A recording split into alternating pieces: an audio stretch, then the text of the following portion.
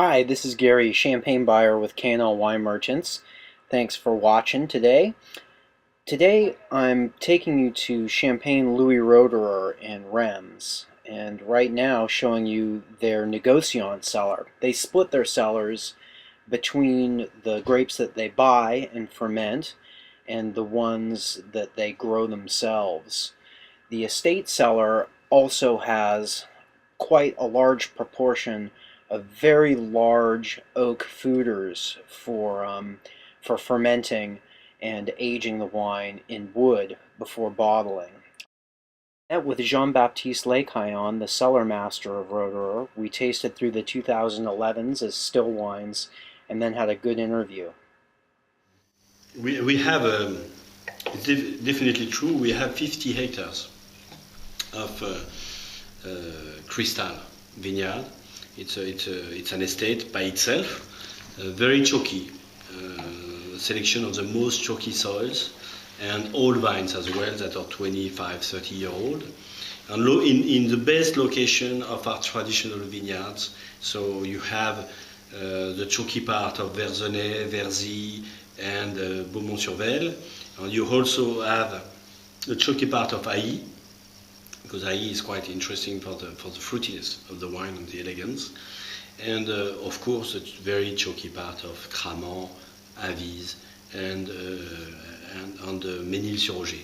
So we craft the cristal, and like our estate wines, we craft them from the vineyards. So it's important for us to make the wine in the vineyard as much or more than it is made in the cellar. Of course, making the blending is important as well, because some years are different, and in some years you have some terroirs that express better, or have a better reaction, a better ripeness. So you have to really adapt also at blending. But blending is only the final process of a long process of selection. We started back ploughing, because ploughing has been the common practice in Champagne until 1960, 1965. And in 1960-65 we stopped ploughing because of the chemicals that were easier to handle. We kept a little bit, especially this crystal vineyard, traditional ploughing, but we redeveloped it back in 1996.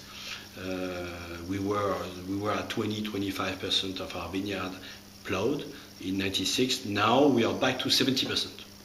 Wow. So the idea is really to come back to this traditional practice that is so important for the root system and in the end for the quality of the grapes. We find, as simple as that the wine, when a vineyard is plowed, the grapes have a creamier, a more integrated flavor. So it's directly transpire into the wine, and that's why we do it. We ferment every year. We ferment more or less 20-25% of all our wines into oak. But it doesn't mean that all those wines will go into the final blend, okay, because sometimes we find that oak takes over the fruit, or oak is unbalanced, or reverse. We find that oak is exceptional with the wine, and all the wines in oak are exceptional. So it's really dependent on the year. An example, a recent example, 96, for example.